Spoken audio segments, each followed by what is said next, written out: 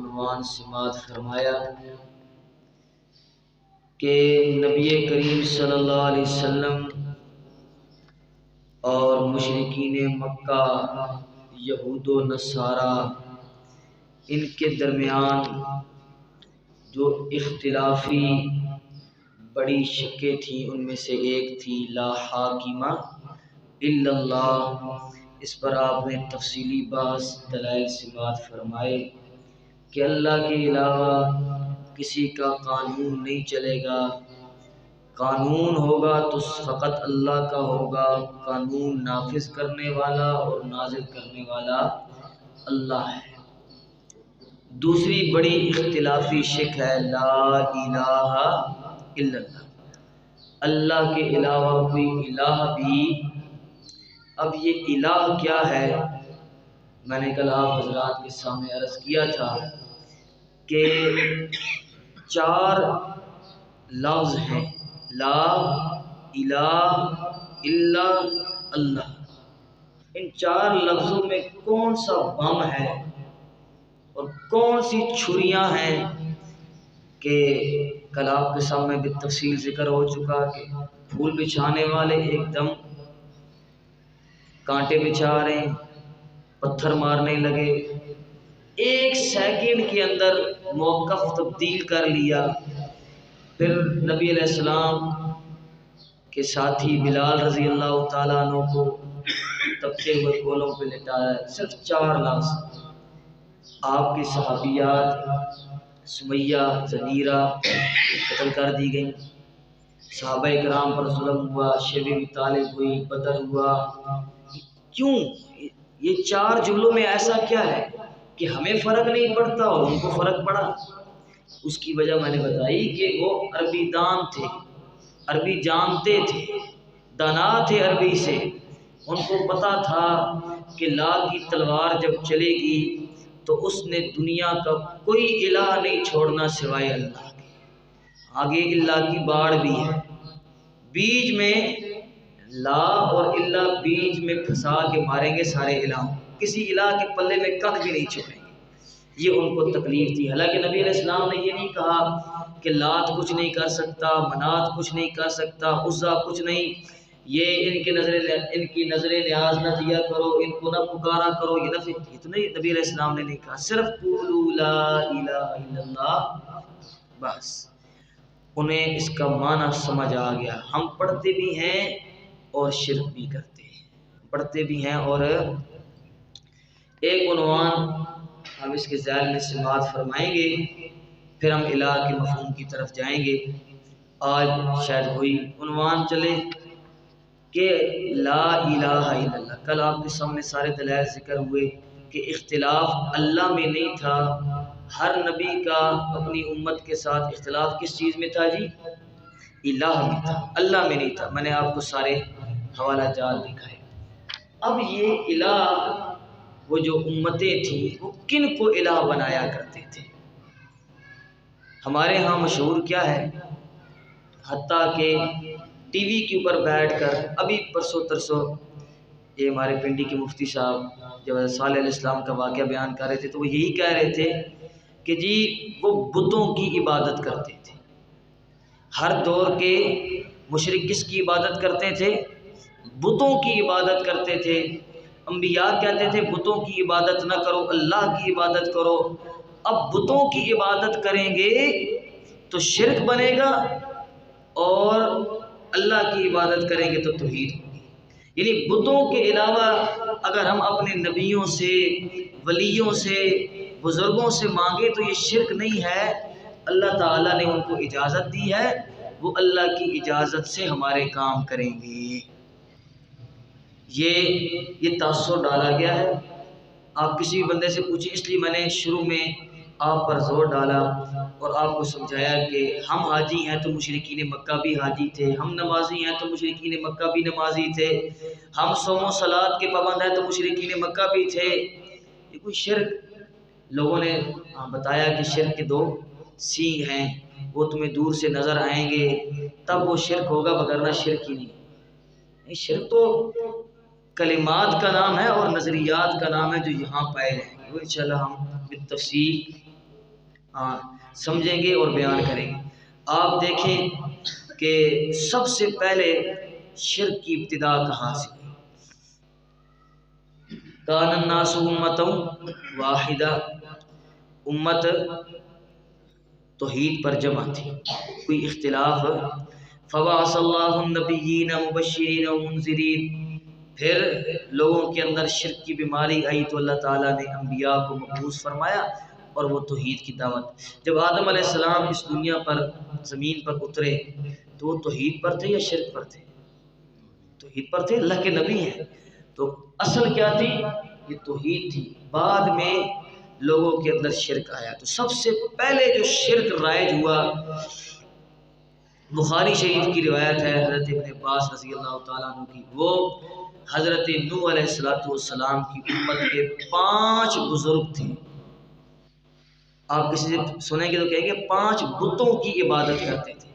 نوح علیہ السلام کی امت کس کی عبادت کرتی تھی؟ کہیں گے 5 بتوں کی۔ آپ انہیں کہیں بتوں کی عبادت نہیں کرتے تھے، 5 بزرگوں کی عبادت کرتے تھے۔ کس کی عبادت کرتے تھے؟ سورہ نوح نکالیں جی، 29واں سپارہ،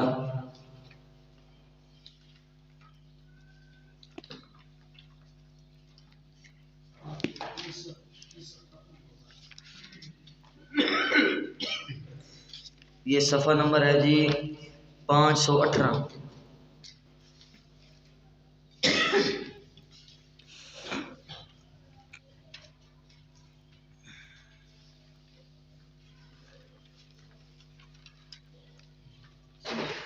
سورت کی ابتدا میں اللہ سے شکوہ کر رہے ہیں اللہ کا پیغمبر، سبحان اللہ۔ 950 سال توحید کی دعوت۔ آپ لوگ 4 دن توحید سنتے ہیں تو بور ہو جاتے ہیں، کہتے ہیں بڑا خوش مضمون ہے۔ اللہ کا پیغمبر 950 سال ایک ہی بات کہہ رہے ہیں، رب انی دعوت قومی لیلا و نہارا، اے میرے اللہ میں نے اپنی قوم کو دن اور رات کو تیری توحید کے لیے پکارا، مانا کہ دن رات ایک کر دی میں نے تیری توحید کی خاطر سے۔ فلم یزدہم دعائی الا فرارا، جب بھی میں انہیں توحید کی دعوت دیتا تھا تو وہ بھاگ جایا کرتے تھے، میری بات نہیں سنتے تھے۔ اور مفسرین نے لکھا ہے کہ اللہ کے پیغمبر نوح علیہ السلام کو مارتے بوری میں بند کر کے، اور حضرت نوح علیہ السلام بے ہوش ہو جاتے تھے۔ جب ہوش آتا تو پھر اٹھ کے کہتے میری قوم لا الہ الا اللہ، میری قوم لا الہ، یہ توحید کا جذبہ تھا۔ تو یہ جو ان کی قوم تھی یہ کس چیز میں مبتلا تھی؟ یہ آیت نمبر 23 دیکھیں جی، صفحہ نمبر 518، کیا بالکل آخر 4تھی لائن ہے نیچے سے، 5ویں۔ اللہ وقالو، اور کہنے لگے، لا تذرن آلہتکم، نہ تم چھوڑو اپنے الہوں کو، تذرن یہ نون کے اوپر شد، ہرگز ہرگز ہرگز نہیں چھوڑنا تم نے اپنے الہوں کو۔ میں نے آپ کے سامنے ذکر کیا تھا اختلاف کیا تھا، پیغمبر کہتے الہ ایک ہے لا الہ، اور امتیں کہتی کہ الہ کئی سارے، تو یہ آلیہ جمع آ گیا۔ اب اس کی تفسیر کر رہے ہیں، یہ واو تفسیریہ ہے، ولا تذرن یعنی کہ تم نہ چھوڑنا، ودن بابا ود کو، ولا سوا نہ باب سوا کو، ولا یغوسا نہ یغوس کو، ولیعوق اور نہ یعوق کو، ونسرا اور نہ نصر کو۔ یہ 5 تن پاک ہیں، یہ 5 تن پاک ہیں۔ اور یہ کون تھے؟ حضرت ابن عباس رضی اللہ تعالیٰ عنہ کی روایت بخاری کی، فرماتے ہیں ہذہ اسماء رجال صالحین من قوم نوح علیہ السلام، یہ حضرت نوح علیہ السلام کی قوم کے 5 نیک لوگوں کے نام ہیں۔ کن کے نام ہیں؟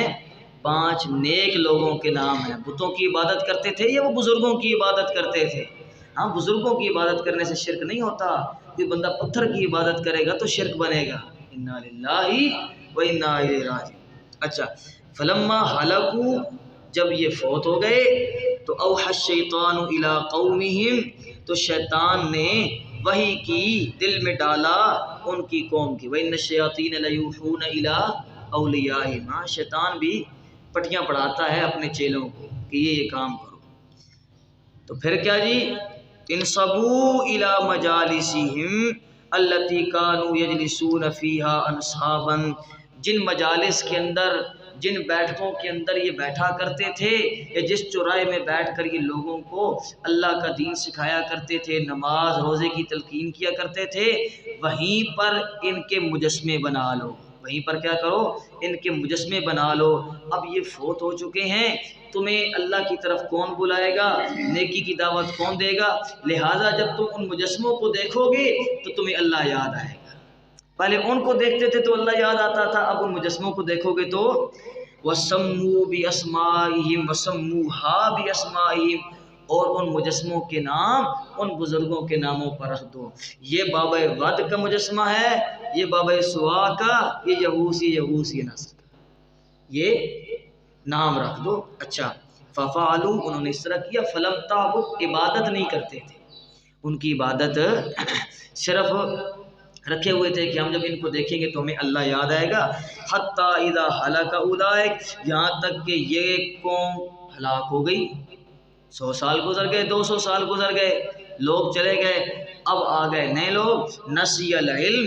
علم بھول گیا، یعنی لوگوں کو پتہ ہی نہیں چلا کہ کیوں. اب شیطان دوبارہ آیا، اس نے کہا بزرگو یہ تمہارے آباء و اجداد تو ان کی عبادت کیا کرتے تھے، لہٰذا لوگ عبادت ان کی عبادت کرنے لگ پڑے.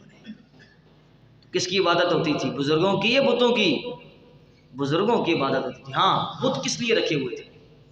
بت انہوں نے رکھے ہوئے تھے توجہ برقرار رکھنے کے لیے. آپ یہ جو بیت اللہ شریف ہے اس کی عبادت کرتے ہیں یا اللہ کی کرتے ہیں؟ اللہ کی کرتے ہیں. پکی گل ہے، سوچ رہے ہو؟ اللہ کی عبادت کرتے ہیں تو پھر بیت اللہ کی طرف منہ کیوں کرتے ہیں؟ اللہ کا. ایک دوسرا، پوری امت متحد ہو کر ایک طرف توجہ کرتی ہے. پوری امت متحد ہو کر، تو یہ جو بیت اللہ ہے یہ توجہ کے لیے ہے. یہ بیت اللہ کس کے لیے ہے؟ ایک جہت کے لیے ہے.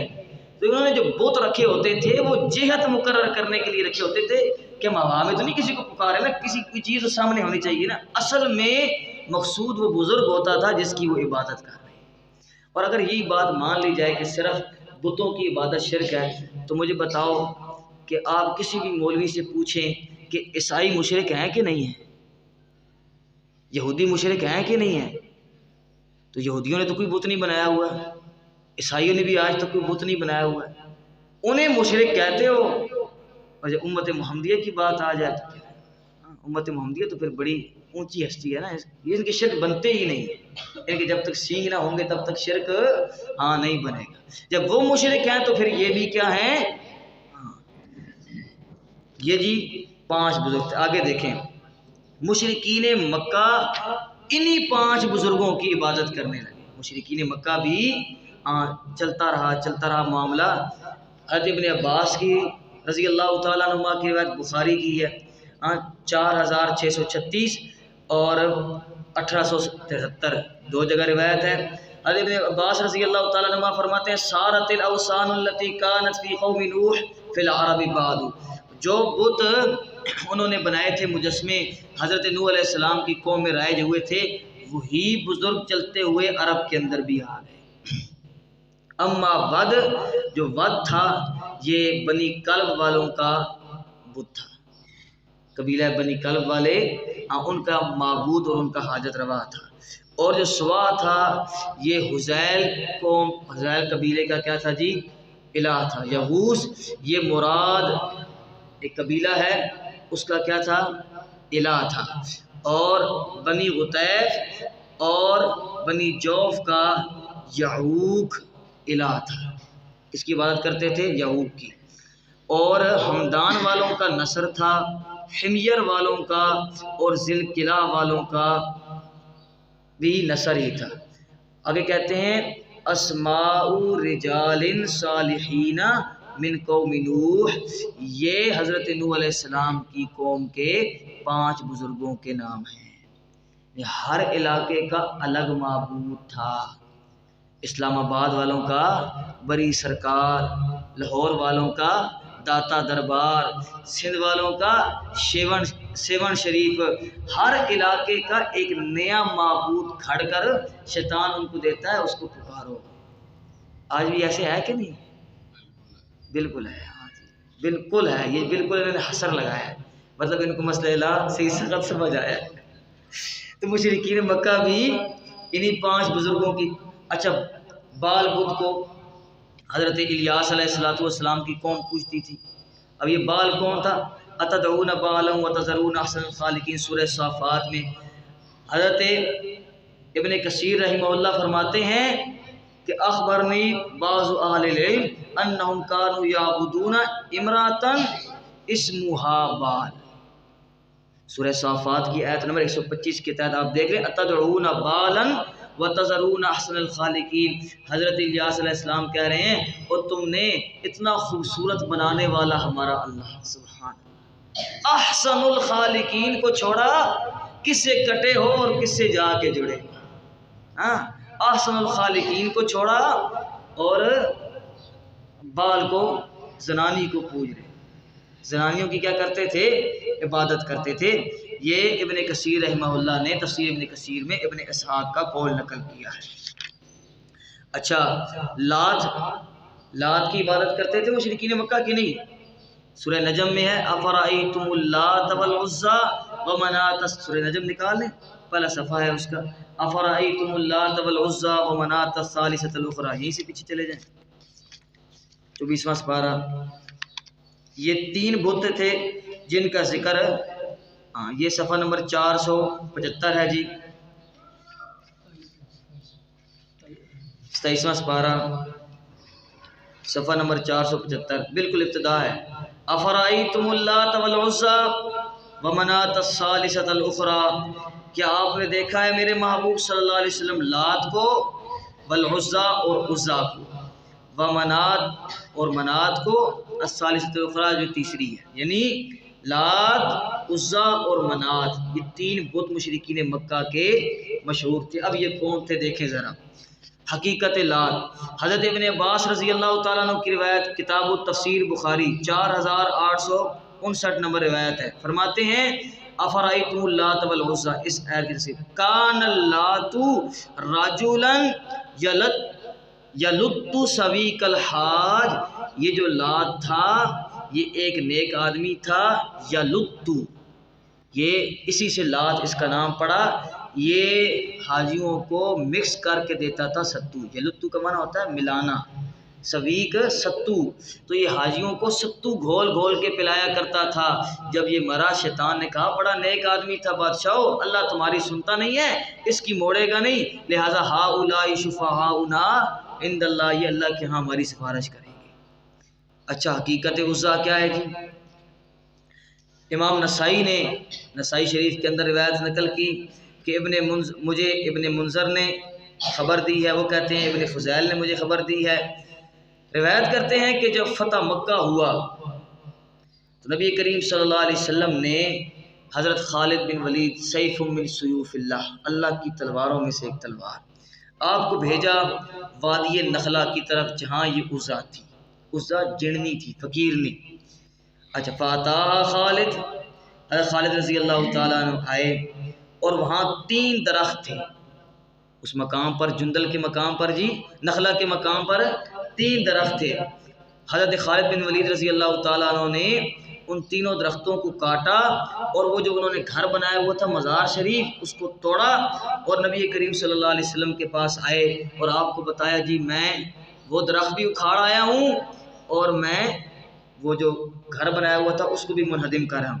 نبی علیہ السلام نے فرمایا ارجع فإنک لم تصنع شیئا، واپس جاؤ تو کچھ کر کے ہی نہیں آیا، تو کچھ، حالانکہ 3 درخت بھی اکھاڑ دیے اور گھر بھی گرائے دے، کیوں نہیں کچھ کر کے آیا؟ اب اس کا ذکر ہوگا، حضرت خالد بن ولید رضی اللہ تعالیٰ عنہ آئے، جب دیکھا نا مجاور نے چھپ رہا تھا، وہ حجبہ تھا حضرت خالد بن ولید رضی اللہ تعالیٰ عنہ سے عزیٰ کی پناہ میں آ کے چھپ رہا تھا، تو اب کہتا ہے یا عزیٰ عزا پہنچی، آئے خالد بن ولید رضی اللہ، پہنچی عزا. حضرت خالد بن ولید نے کہا اچھا. حضرت خالد بن ولید رضی اللہ تعالیٰ نے جب اس درخت کو کھڑے ہوئے تھے نا، ان کے قریب جب ہوئے نا، تو فَإِذَا امرأۃ عریانۃ ناشرۃ شعرها، اچانک اس درخت کے اندر سے ایک ڈینڈ نکلی. کیا نکلی؟ جننی ڈینڈ نکلی. اور یانۃ، ننگا سر تھی، اس کے بال اور جسم پر ننگا سر بھی تھی اور ننگے بدن بھی تھی، کپڑے نہیں تھے، اور اس کے بال بکھرے ہوئے تھے، اور وہ اپنے سر کے اندر مٹی ڈال رہی تھی. سر کے اندر کہ خالد بن ولید رضی اللہ تعالیٰ نے میرا ککھ نہیں چھوڑا. حضرت خالد بن ولید رضی اللہ تعالیٰ فَمَغَصَهَا بِالسَّيْفِ، حضرت خالد بن ولید رضی اللہ تعالیٰ نے تلوار ماری اور اس کو قتل کر دیا، اور اس عزا کو قتل کر دیا. اب شرک کی جڑ ٹوٹی. نبی علیہ السلام نے اس لیے کہا تھا کہ واپس جا تو کچھ کر کے نہیں ہے، اب شرک کی. ہاں اس لیے شیخ القرآن رحمہ اللہ فرمایا کرتے تھے جتھے درخت دیکھو جس نال چنڈیاں لٹکیاں نے، اس درخت مڈو اکھاڑو، اس درخت مڈو پٹ کے آؤ، اور اس کی لکڑیوں سے طالب علموں کو حلوہ بنا کے کھلاؤ، بڑا ثواب ملے گا. ہاں وہ لکڑیاں بڑی برکت والی ہوں گی، وہاں بزرگ بیٹھا کرتے تھے. پھر نبی کریم صلی اللہ علیہ وسلم کو حضرت خالد نے بتایا تو آپ نے فرمایا ہاں تلک العزا، یہی عزا تھی جس کی عبادت کی جا رہی تھی. بزرگوں کی عبادت کرتے تھے یا ڈینوں کی عبادت کرتے تھے؟ ہاں وہ تو ڈینوں کی عبادت کرتے تھے.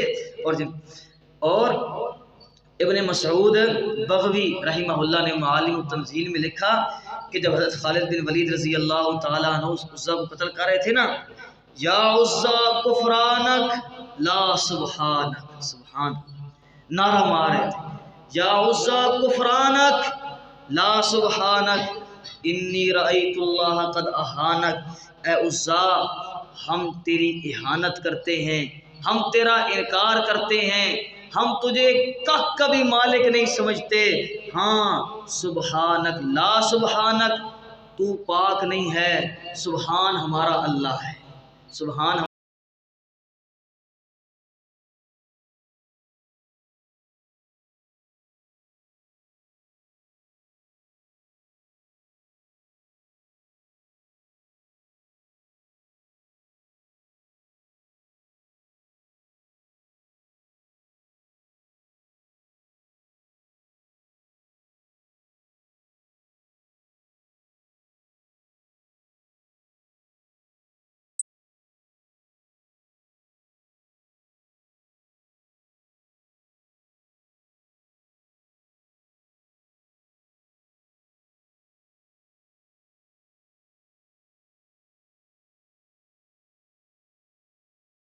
کہ یہ تو آ رہے ہیں.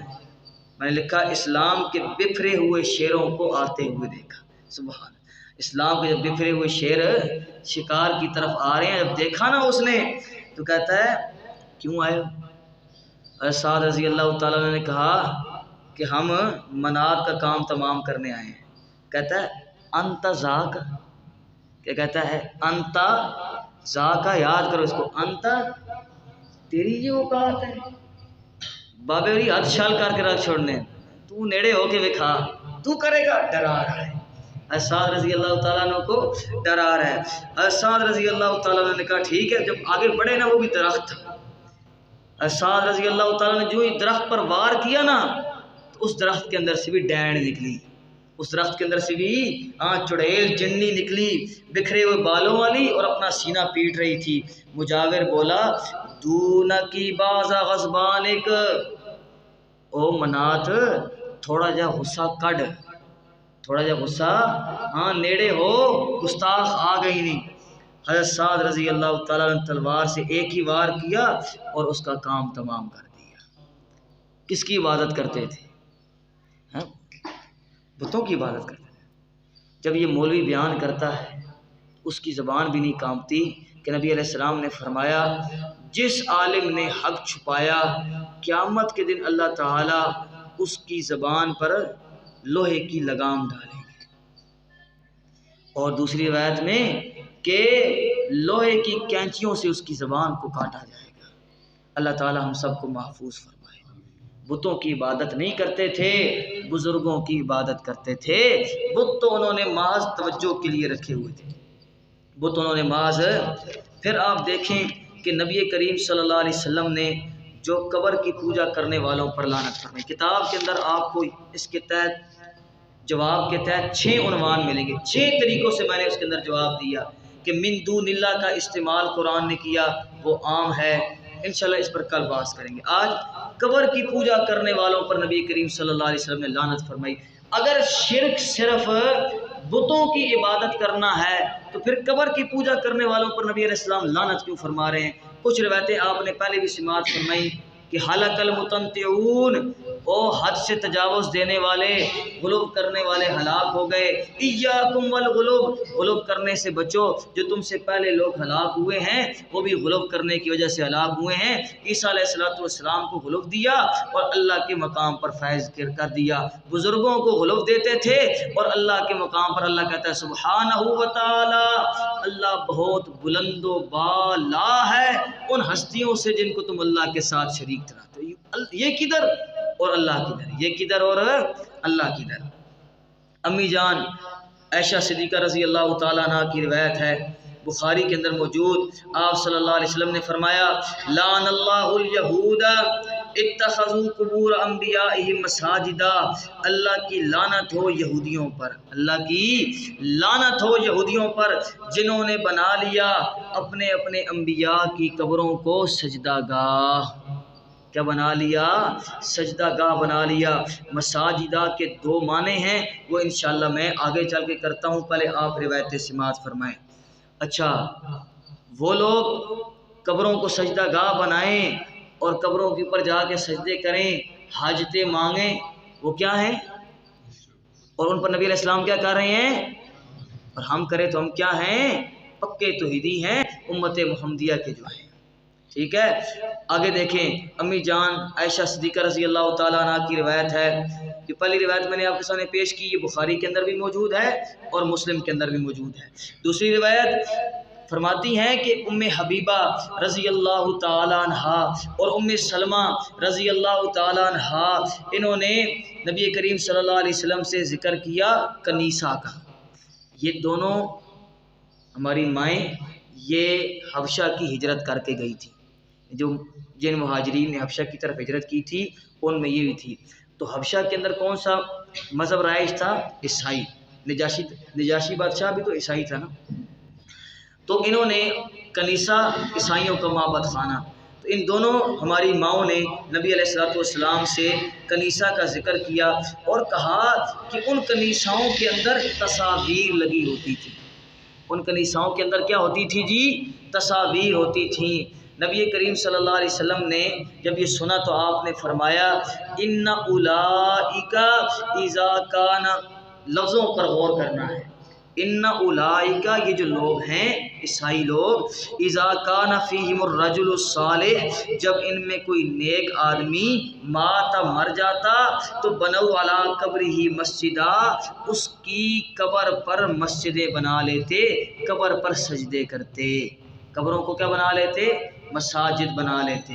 وصوروا فیہ تلک الصور، اور جو مساجد بناتے تھے وہاں دربار بناتے تھے، اس دربار کے اندر بزرگوں کی تصویریں لٹکا لیا کرتے تھے، ان نیک لوگوں کی کیا کرتے تھے؟